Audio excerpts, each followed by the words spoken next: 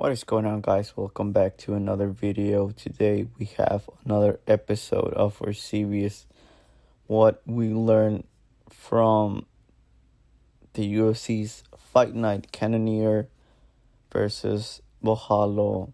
Let's dive right into it. Enjoy the intro.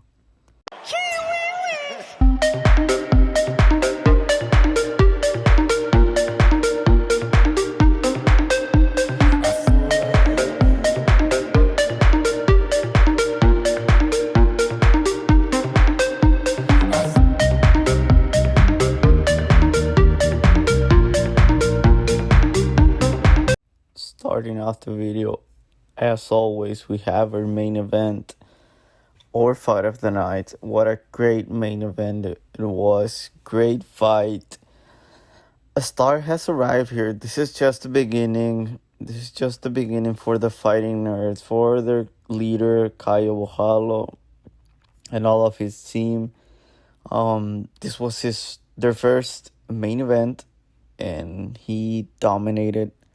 He cooked Cannonier, a perennial contender for many years now, who I think, I don't know if his chin is gone, but it's definitely compromised. I think he should take some time off. But he's already 40, so, I really don't know what's next for him. I think he should fight Paulo Costa. If Paulo Costa cannot beat up an old, chinny Cannonier, I think it's time we move on from Costa. I've seen a lot of people that are done with him. I think he's more of a businessman than a fighter, because he has his whole, his brand outside of the cage, and he's always trying to, build a character for himself. But back to the fight, round one, I thought it was a very clear round for Borralho. He started the fight with those leg kicks, which I think really affected Cannonier's performance in this fight. That was a great game plan. But we knew that coming in. We knew Borralho would come in with a great game plan, which I thought he was going to wrestle or try to grapple, but god damn, he beat his ass. I thought it was a 3-2,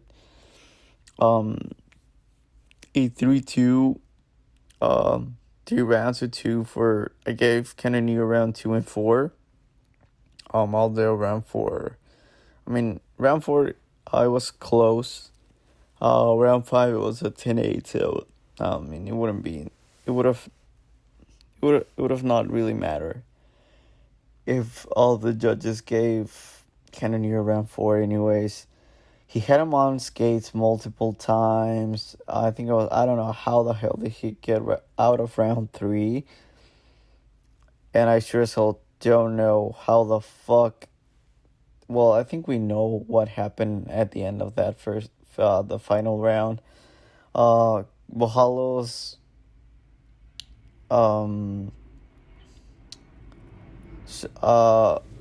follow-up shots woke him up, because I think he was out. Everybody knew he was out. If Borralho would have just walk away, he would have gone an insane walk-off KO, one for the ages, because Cannonier, man, his face was all stiffed up. He was out. He was out. And this is one of the things I hate from the UFC. They always seem to overcompensate when they make a mistake. Everybody was complaining about the early stoppage on Cannonier's previous fight. So now they're like, if you want to die out there, go ahead, man.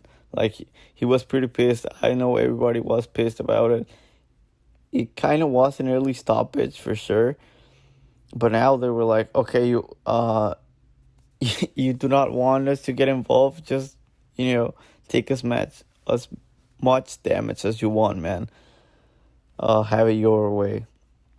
You're already 40. You'll probably develop CT in no time soon, because you're taking a lot of damage in I think that fight was back in May. So 3-4 months, he took a lot of damage for the 40-year-old coming off a knee surgery. Yeah, I don't really know what's next for him. But for Borralho, man, I have a lot to say because I was really worried.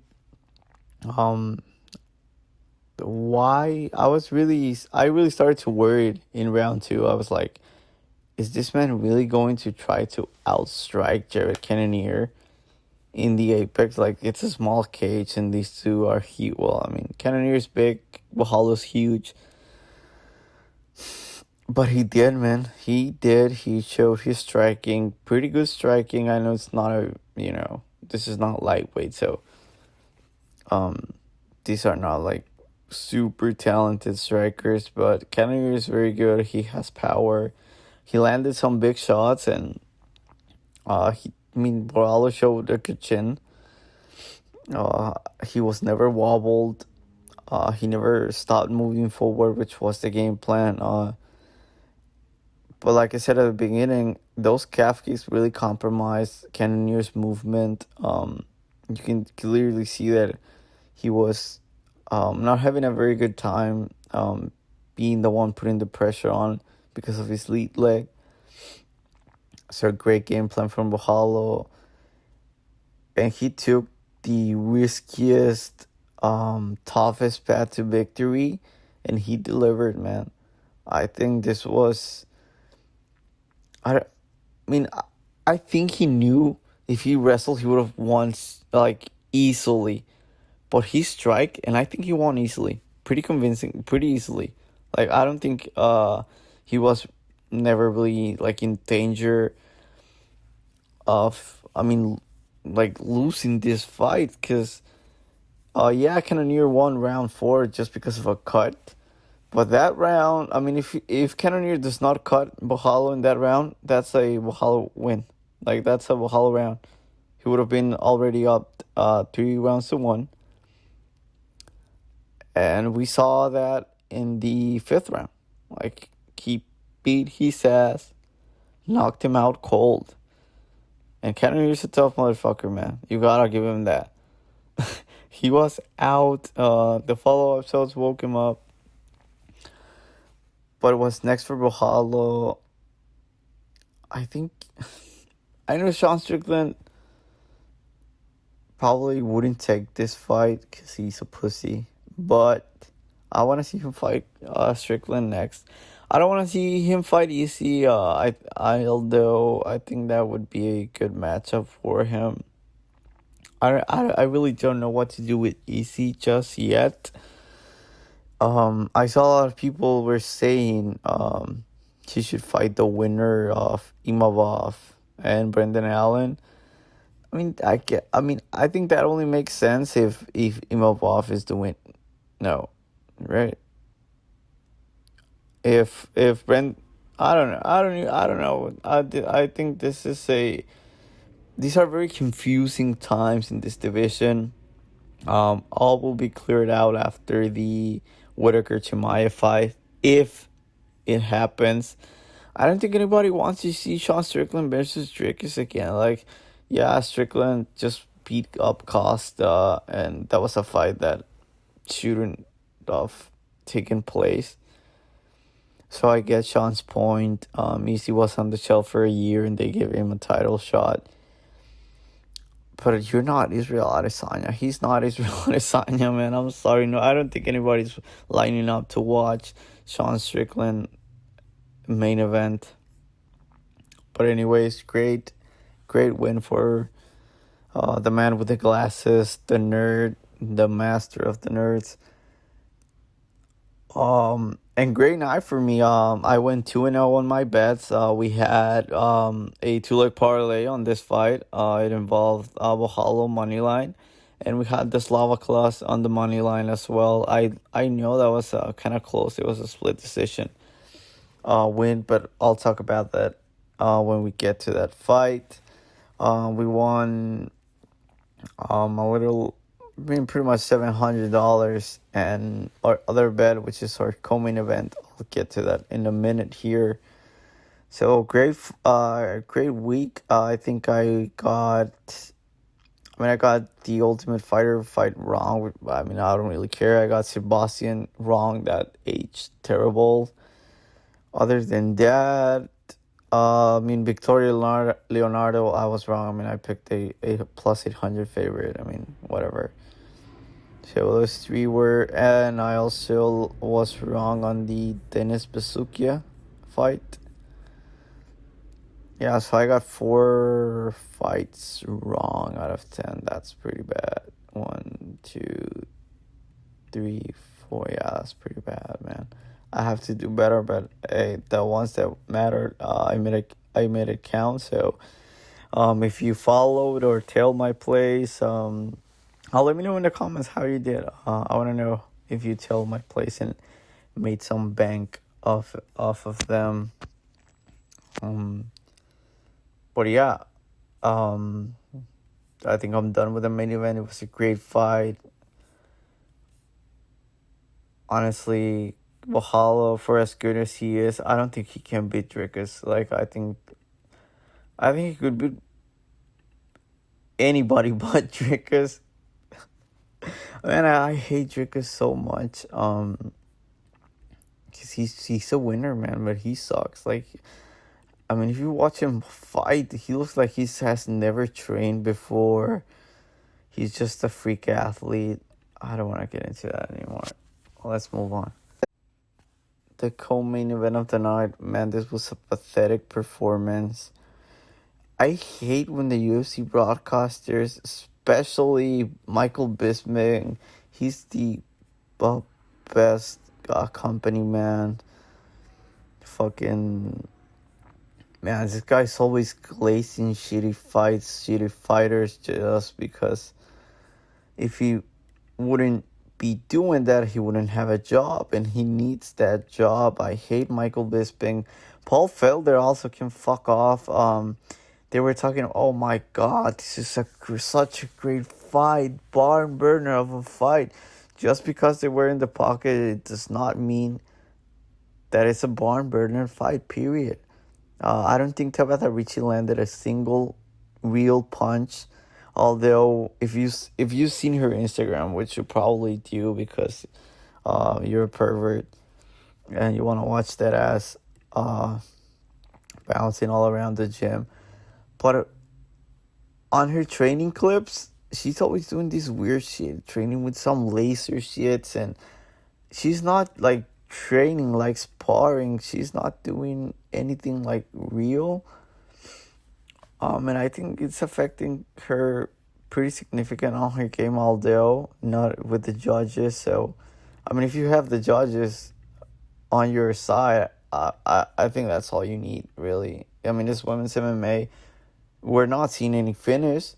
So, if you look good, bounce that thing around for 3 rounds, the judges are going to give you the fight. This is kind of a Demopoulos, a la Demopoulos style. That's 2 fights in a row now, and the weirdest part to me is, I thought Ricci won round super very clearly.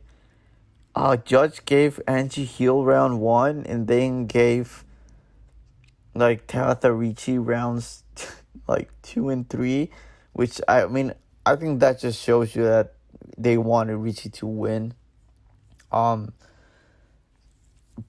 mean, for me and for a lot of people, I saw on X and on some other YouTube videos, they were saying, man, this was I thought it was a very convincing Angie Hill 3 rounds 2 and 3. I agree. I scored this for Angie. I was worried, but I really was not really that worried when we got to the judges, because I knew they like Ricci for, I don't know if she's sucking the right dick. She probably is. She's probably sucking the exact same cock as Vanessa Demopoulos is. But Angie Hill, it sucks for her. She finally would have been 500 in the UFC, 13 and 13. Now she's 12 and 14. What's next for her? I don't know. She's still ranked. I want to see her fight Loma. I think that's a good fight for her. Loma has been on the shelf for too long. For Tabitha Ricci, let's give her Amanda Lemos. Every other girl in her ranking range is booked at this moment. So let's have her booked against Lemos and have her fight a real fighter with some, Lemos can hurt you, and I think she's going to destroy Ricci. I don't think we'll see that because I think they like Ricci for some reason. I mean, she sucks. Like, her striking is terrible. She never lands anything. Her grappling and wrestling, they're over glazing and overhyping it. The commentators would have you believe that she's like the next thing, the next champion in this division, and she has no chance. She'll never even sniff the top 5, even with all the baby and favorable matchups they will give her. She will never be top 5 because she does not have the talent. She's just a pretty face. Like, she's just there to look cute, look good. Bounce that thing all around for 3 rounds. And yeah, pathetic fight. I mean, at least they were in the pocket.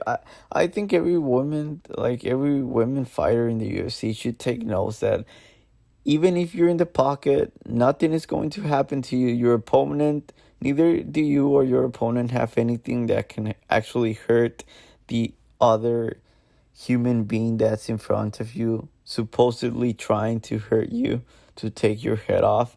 You are not capable of doing that. Just stand in the pocket and, make it look like you're trying or at least doing something. I don't know, man. That's just a thought.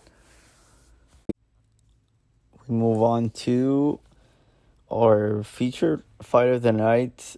Congratulations to Ryan Loder. I don't want to say he's boring fighter because we know that he's pretty smart. Very good wrestler. But I mean, he's old now. I really don't get why we have this 30-year-olds fighting in the Contender series, just ruining prospects. Dude, you're already 30 years old. I mean, even if you make it to the UFC, you're not doing shit. I know it's kind of like not fair and disrespectful to just say no to somebody because of their age. But this is a very demanding sport. If you didn't cut it when you were younger because everybody was just more athletic than you, and now your IQ can finally take you to the hump, and I mean, it sucks for you, but I think a lot of people agree that Robert Valentine would have been a much better fit for the UFC. I mean, this division is already pretty terrible, in a pretty terrible state. You're bringing a wrestler, and I know he's got some good top game, and this fight's definitely a little bit more deceiving because this guy, Robert Valentine, I don't know if he dislocated his arm on round 1. He probably did. I don't know if we know already. I don't care, but he hurt his arm on round 1, so I think that's why Ryan Loder looked so dominant in round 2, because he had some moments in round 1. He definitely won round 1, but he wasn't like doing this. He didn't look as good as you think. He looked a lot better than he actually is, and he will look in the UFC. So it sucks for him. Just give him Cody Brundage, man. Have him fight another wrestler. So, I mean, but I think this is very fitting. I mean, this was one of the worst tough seasons of all time. And, I mean, it totally makes sense that a guy like Ryan Loder is the champion. Good for him, though. We move on to our first fight of the Contender Series finale. Back-to-back fights.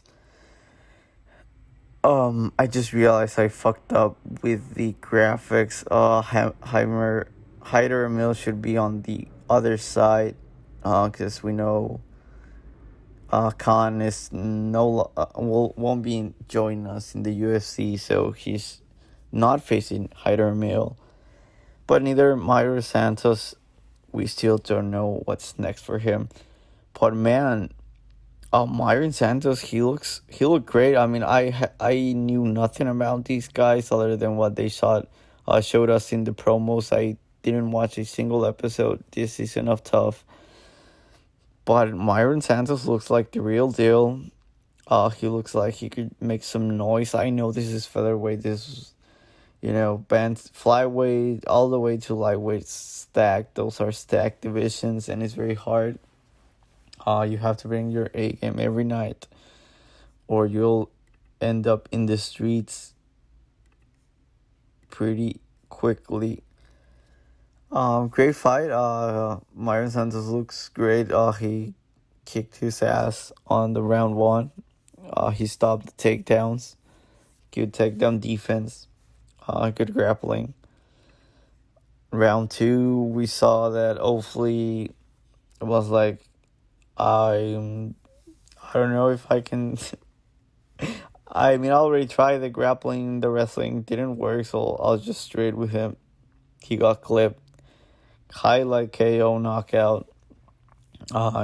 Great look for Myron Santos. I want to see him fight Hyder Mill, because we know Hyder Mill just brings the heat every time. Throws the kitchen sink at you in round one. But he has pillow hands, so I want to see him get knocked out. Yes, is it because I'm salty because I lost a bet because of him? Absolutely. I want to see him get sparked. And I believe Myron Santos can do it. And I think it would be good if they... I don't want to say fast track Santos, but he speaks English. I think he's a very good prospect, man. We see that these Brazilians never learned to speak English, which is something I forgot to say about Caio. He's so marketable. He speaks English. He actually took the time to learn English because he's so smart. Historically, these Brazilians never do. Myron Santos just basically lives in Las Vegas now. I think he's a very, very important piece for the UFC now. Ultimate Fighter winner. Brazilian, great striking, good takedown defense. I don't think we've seen him in the Apex in a long time. If we do, I think there would be a mistake. But congratulations, Myron Santos. You're the ultimate fighter this season. We move on. I'm just so glad that Neil Magny is old as dirt nowadays, because I would have fucking hated if he screwed up another prospect for us. I mean, I went and watched and I went back and rewatched the Mike Malone fight, and Neil Magny was getting pieced up. He was on his way to losing, and Mike Malone's cardio just, he ran out of gas out of nowhere. And Neil Magny, having the great cardio he has, great grappling, took advantage of it. The ultimate veteran. But if you look at his record, and that's why at first, if you look at his record, he's on a terrible run. I know he just got a new contract. He's just old now. He looks slow. I think everybody that fights him now will just eat him alive with those calf kicks. He never adjusted to that. We saw what Ian Machado did to his legs. The guy was pretty much crying every time he got hit. But Morales, man, Jesus Christ, just get it. I love it that I was right about the KO, because I was wrong on a lot of these fights. I'm glad I got Morales by KO, right?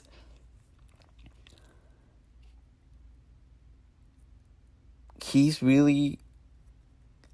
I think this guy's going to be a champion. Like, he's so complete. I think he's a much better version of like a Leon Edwards. Better striker, more power. And we've seen that his grappling is good and his wrestling is good. His takedown defense is good. He can offensively wrestle. I think this kid's going to be a champion. The way that he manhandled Neil Magny at first, when Neil Magny went into the clinch and all that hugging against the fence, like we know he was going to try to pull off that bullshit that he always does. I mean, that fight versus Phil Bro was pathetic. I really feared for a second that this is where it was heading. But I don't know, something, I had kind of this, like, a hunch, this feeling that Michael Morales, that Neil Magny was not going to be able to get away with this. That bullshit that he does versus Michael Morales, and I was right. Great elbow. The way he secured position on top was very good. He's smart. He's not stupid. I think this guy's going to be a champion. I want to see him fight the loser of Brady versus Burns. And I think Burns is going to lose that fight. So that's why I have him here on the graphic. I think that would be a great test for Morales. But not really, because I think he would beat the shit out of Burns. For Neil Magny, we know he got like a 3 or 4 fight contract just before this fight. He signed a new a contract extension, so he's not going anywhere. I think he needs to win, so just give him D-Rod. Like, we know that guy is terrible. Just give him D-Rod, and let's wait for the next prospect, because he's like the gatekeeper here. But I hate his fighting style, really. I mean, Neil Magny can fuck off for all I care. Next up, oh god, Edmund Shabazian made me look like a fucking clown. Well, he looked like a clown himself, and he was fighting a goat, man. JM3, most finishes in middleweight history. We knew he was dangerous. I know a lot of people live bet him. Immediately we got out of that first round. Great bet. I think he was like plus 450 at one point. I wanted to bet it, but the line froze. Because I waited until, some time of the second round passed. But, so I missed the opportunity to do so. We knew this was not going the distance. Edmund Shabazian, I don't know what to make of him now anymore. I thought his stock was low, so I jumped back into the boat again. But now, I mean, I don't want to say he dropped like a lot lower. It definitely dropped. His stock dropped, so I lost money there. I looked bad. But I think we knew if he didn't get the first round finish, he was going to lose by finish. At least, every smart MMA fan. And I think if you know who these guys are, you're definitely a hardcore fan, so this was going to happen if Shabazian didn't secure the win in the first round. But I mean, I see him. I don't feel like he's hungry, so his career, I guess, makes sense. It took me making a fool of myself on the internet for me to realize that, but at least I know I'll never bet on Shabazian again unless he's fighting a can. And honestly, I think the UFC after this, it's like, okay, you're done. You're going to be fighting prospects if you want to keep your job. So let's have him fight Kopylov. I know he's been dealing with some medical issues, so he'll be out for a while now. But nobody will miss any sleep if we don't see Shabasian for a couple months. And I think it'd be a great fight for as long as it lasts, because we know Shabasian fights never see the scorecards. He either gets the KO or he gasses out. And Kopylov is a very good striker. Both of these guys will look to work the body. Shabasian, man, I don't know what the hell he was doing. So it looks like his game plan was target the body. He targets the body. He has success. He hurts Meerschaert. You see him hurt, and again, you don't go for the finishing shot at the body, the target, the body part that's compromised. You jump on top of Meerschaert on the ground, and you weren't even landing any good shots. Like, the commentators were like, oh my god, this is going to stop any second now, but he wasn't even landing clean. I don't think he landed a good shot. I mean, immediately when he gassed and he just laid on top of Meerschaert looked fresh. I don't think he landed more than 2 shot, like, clean shots. Yeah, he was throwing some fists, but all of them were landed on Meerschaert's guard. He was not hurt. He took the bait. He took the bait and he gassed. Meerschaert, being the killer that he is, because he's a killer, locked in the submission, got the easy win. Good for him. I want to see him fight another fighter, like who would be good for him to fight? Let's have him fight CLD.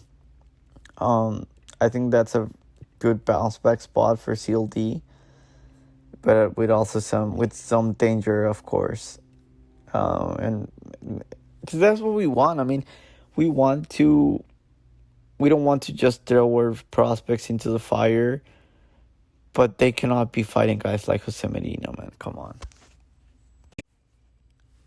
Next up, I think Francis Marcel found a new home. I think he looked much better at lightweight at this division than he usually does at featherweight. He looked huge. I know Basukia was preparing, had a full camp for a featherweight bout. Francis took this fight on short notice, and they ended up fighting at 155, which I really think made the difference. If this would have been at least at 150, I think Basukia wins. And that's not me coping because I picked him and I was wrong. But the fact that this was a split decision is pretty wild to me. I thought Francis won round 1 and 3. No. 1 and 2. Right? Yeah, 1 and 2. 1 and 3, man. He dropped him in the second round. Yeah. I thought he won round 1 and 2. It's insane that 2 judges gave Basukia round 2 when he got dropped. I don't know. I mean, it may be a stupid rule because I know Basukia looked great at the end of the second round. And I really was like, oh my god, this guy just lost because he got dropped. Yeah, because I thought he won round 3. He looked good, although it was very competitive. I mean, I guess there's a world where, honestly, now that I really think of it, I don't think this scorecard was as crazy, because I think there's a world where you give Marshall 3 rounds. We saw Judge Blue gave Marshall all 3 rounds. I think there's a world where you give Bazookia rounds 2 and 3, which Judge White did. And there's a world where you give Marshall 1 and 3, which Judge Red did. There's also another world where you give Marshall 1 and 2, Bazookia number 3. This was a very entertaining fight. It looked like Bazookia really got his rhythm going until he already got dropped. So it sucks for him. I mean, we probably don't see him in the UFC anymore, or maybe he has one fight left in his contract. But his hands look good. He looked better than ever. But he lost. That's just how this sport goes. For Marshall, I don't want to see him ever again at featherweight. And let's have him fight a good striker in Abdul Karim Al-Sawadi. I think that'd be a great fight. Definitely be a barn burner fight. We saw Marshall. I thought he was just going to try to hug it out for 3 rounds, but he swung, man. He was landing the more volume. I thought Bazookia was landing the more cleaner shots for sure. But it was a great fight, honestly. For Bazookia, if we see him again, let's have him fight Timmy Kwamba. Why Kwamba? Because he sucks. And I would like to see a Bazookia win, because I think he's good. And Marshall, hey man, I wouldn't be surprised if Marshall goes on a little run here at lightweight. But then again, it's lightweight, and the top 50 is absolutely stacked. So good luck for him if he decides to make a move up in weight class. For this fight, I have a crazy theory here. Who will be the first guy to finish this guy, Medina? He's just a punching bag with a granite chin. Gets her to the body. His opponent is a dummy and stops hunting the body. So he makes it to the end. Super tough. He's emoting out there, laughing at his opponent, pointing at the ground like, let's go. But he does not throw a single punch. I don't think there was a round where, I think it was round 1 or 2. I don't think he even attempted to throw a single punch. He's just out there, man. He's just happy to be there. Happy to collect the paycheck. But I think this fight proved kind of the point that I made on the preview, which on the reasoning behind why Dana White gave this man a contract. Which, I mean, I agree that's a stupid it's a stupid reason. It's not fair for for a lot of fighters that actually like train, because Jose Medina doesn't have any skills, doesn't know how to throw a punch, doesn't have any wrestling. He's weak. He's skinny fat. Like, I know he looks a lot better than when we saw him on Contender. But, this man could... he's 6 foot, so probably... this guy's a welterweight. He's not even a middleweight. He's a welterweight fighting at middleweight. That's probably why he has such a good chin. I thought that the weight cut would affect his durability and recoverability. So that's why I went with Reese by finish. But I don't think anything changed. Zach Breeze definitely hits a lot harder than Gajasulev. He's a killer. But you know who will be the first guy to finish Medina? This absolutely super tough warrior, Bo Nickel. Wouldn't that be like... I think that would make the Dana White a very happy man. because we know how the UFC lost Bo Nickel. They want to hype him up, but they also want to baby him. I know he already fought Brundage and has beaten some cans, and he should be fighting up in competition, not down. And I think Jose Medina is I think he has lower skills than heavyweights. And y'all know what I think about the heavyweight division. But Dana White will be like, oh my God, this guy is super tough. Nobody's able to finish him. But you know what? I want to see if Bo Nickel can do it, which we know he can, because I think he can submit him. Like, honestly, so it wouldn't be. I know it's kind of crazy and really, I'm really stretching with this, but I think his next fight. This is not who I want him to fight next, because I don't think there's really a fight for Jose Medina. He's just going to be there to fight prospects like Zach Reese, to test if what happens after that second round, after that first round, after that second round, which I was a little concerned. I thought he was going to gas, but he didn't. I'm very happy that he did not. We now know that he is a legit fighter with good gas tank. There's definitely some things he needs to work on, like all of these spinning attacks. And I get that. That's probably why, because he know Medina wasn't going to try to hurt him. Like, Medina was just out there to take a beating. That's just the way he fights. Like, even if they go 10 rounds and Zach Reese would have been out there exhausted, on the brinks of collapsing, I don't see a world where Jose Medina can actually finish a guy. I don't think he knows what the fuck he's doing out there. He's just super tough. And, he was fighting cans back in Bolivia or whatever. And he waited for them to, pretty much die from exhaustion. And then he landed some punches. And since they couldn't keep their hands up, the referee stopped the fight. I don't know. I'm just guessing. I've never watched any of those fights, so do not quote me on that. For Zach Reese, great fight. It was just a beating. He beat his ass for 3 rounds. I'm so happy that he did not gas out. We now know we can trust this man to bet him, and he can go 3 rounds. I'm very happy because of that.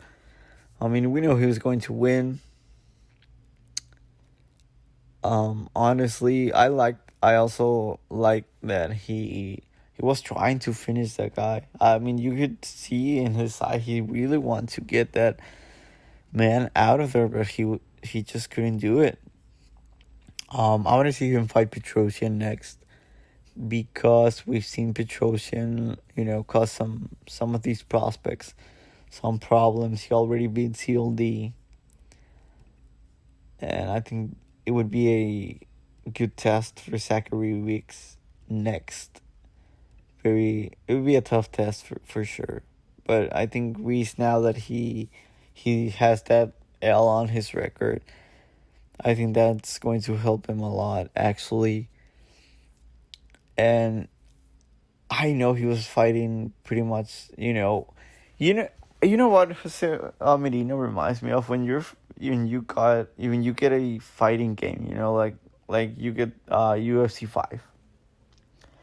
You load it up on your PlayStation. You start off the game and it makes you go through a tutorial where it's on like the easiest difficulty ever made.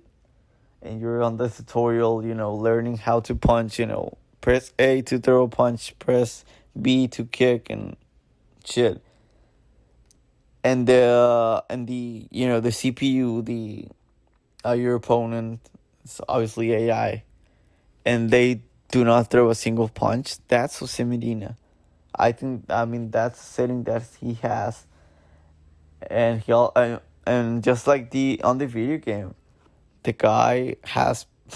It sure seems like he has infinite health. A glitch on the Matrix, this man is, for sure. But I'm glad that Zach Reese got the win the way he did, We learned a lot. We now know that we can back him. We can bet him without the concern or the unknown of whether he will or will not gas out. Next up, I think this fight reflects why we watch MMA, why we watch these fight nights, why a lot of us are fans of this sport. And it's this. Okay, when people complain about wrestlers, this is why they complain about wrestlers. Because they know this side of MMA. When there's just two guys slugging it out there, you can see when you were watching this fight, you could really tell on these men's faces they wanted to kill each other. Everything they were throwing, it was with intent to kill. Obviously, Yontop is not very skilled as a war chef, so he lost this fight. I had money. I had a lot of money going on this fight. That was my first leg, so I was kind of sweating, but I thought it was pretty insane that one judge gave the fight to Yontop. I thought Borchev won round 1 and 3 very easily, convincingly. But I also talked about this on my preview. I mean, if you're not going to wrestle or grapple with the Slava class, you're going to get your ass kicked. And that's what happened to James Yontop on this fight. Great fight. And, I mean, these are two nobodies. If you have never watched the UFC before and you're out on the bar with your buddies, maybe one of your buddies was like, hey, man, there's UFC this Saturday. Want to go watch it to a bar or whatever. You go with your group of friends. And this was the third fight of the night, the first, man's fight of the night. So this is probably the first one you actually pay attention to. You watch this, you would probably get hooked. You would definitely be, you will definitely ask your friend, hey, when's the next card? Because this is good. This is a very good product. So all of the people that go out on Twitter and are always standing up for their favorite fighters that are wrestlers. A striking match will never be boring. I mean, if they're just, managing distance, not doing shit a la Sparsa and Amayunas, obviously that's shit. I mean, they're not doing jack shit out there. But a striking match is a great watch if both fighters are engaged throwing, and if it's even better if both are striking and one is kicking the other guy's ass like a beating. It's also very entertaining. If you have two wrestlers, two grapplers, if there's a lot of scrambles and shit, yeah, that's entertaining. I get it. But when there's a wrestler just so dominant, nobody's excited about that. Nobody's entertained, And I agree. I totally get it. I've done some jiu-jitsu myself, so I know it's very hard to control somebody that's your same weight, that's a professional athlete, that's on shape. It's very hard to do, and I agree and it's very impressive, but it just sucks to watch that. Like, nobody actually wants to watch that shit. Like, I can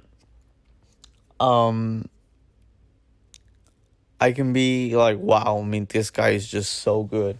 He's dominating. But I'm never going to be excited. It's not the same as seeing a striker dominate. You know what I'm saying?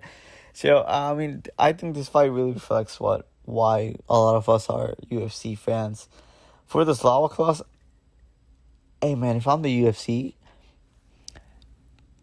I'm not trying to match up this guy against any wrestlers, any grapplers. Give him Jai Herbert. Like that would be a great striking matchup. Both are technically sound. Both are kind of chinny, although Slava Klaus's chin stood up this fight. For Yontop, I mean, he's 0-2. He lost to Chris Padilla. That's like the lowest of the lowest on this weight class. So let's have him fight the guy that lost to a 39, 37. I don't know how old is Kurt Holloway anymore. Whoever loses, I mean, it's out of the promotion. Simple as that. I'll just do this quick because I don't think anybody cares about this fight. I don't think anybody made it this far. If you made it this far, you probably stopped watching on the previous fight. Just get rid of this division. I cannot stop saying that. I will never stop until they get rid of this and open up 145 again. Will that... I mean, I don't think even Josiane Nunez would, like, really get affected that much. I mean, this girl started out her career at featherweight. She's 5'2", he's 5'2". I don't care. I was cranking up watching this fight. Like, I'm not gonna lie, I love Josiane Nunez. I mean, it's just so funny seeing her out there, man. But I like her. Like, every woman should just follow her, her path, her game plan. I don't know if it's a game plan, her style. I mean, she's fun. Like, she's like actually trying to do something. She knows that even if the other girl punches her in the face, I mean, yeah, she'll probably, get like a bruise or whatever. But that shit's gone in less than 2 weeks. Like, you're not going to get hurt if you get punched by another woman. Like, I think this girl's smart. I want to see her fight Jocelyn Edwards. I know that's like another big girl, and Jocelyn Edwards was just fucking like throwing deep kicks in. But I want to see action, And for Cavalcanti, I think she sucks. We saw whenever Josiane Nunez landed some punches, she would just run. So I think she sucks. I want to see her fight Melissa Gatto. Like, I think Melissa Gatto could beat her. And I want to see her lose because I don't like her. And finally, I want to see the UFC. Please fast track this woman. Please. She's probably the best prospect in women's MMA that we have right now. She looked great. I know she was fighting Victoria Leonardo, but not even Mano Furia did this. Okay? And that girl's probably going to be champion. Mano Furia didn't do this to Victoria Leonardo. Okay? I want to see this girl fight fucking... I don't think any of the girls... I don't think Miranda Maverick will fight her. I was going to pick her, but I don't think she would take that fight. And all of the other girls are booked now. So let's have her, she wanted to fight in Macau. She wants to fight in China.